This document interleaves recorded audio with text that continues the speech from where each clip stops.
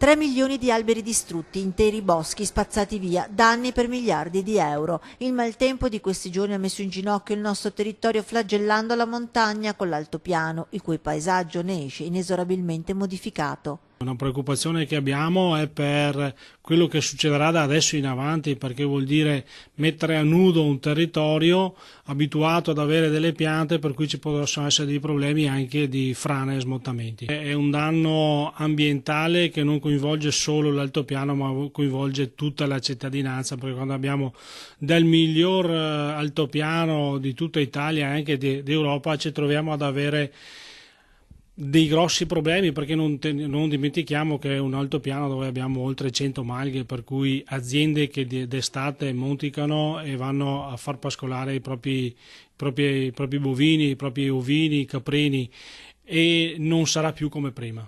Non sarà più lo stesso ambiente per gli animali abituati al pascolo nelle distese dell'altopiano, viene meno quell'habitat che per secoli aveva fatto loro da casa e riparo.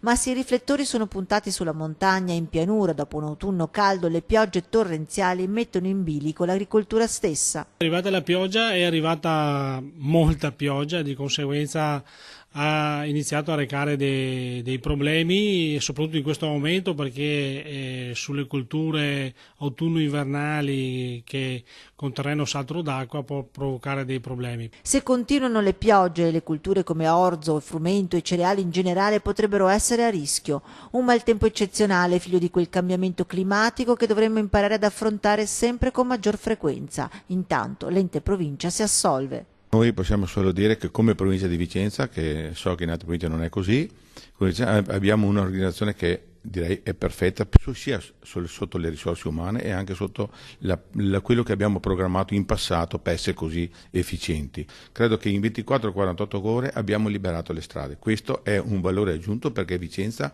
ha viabilità.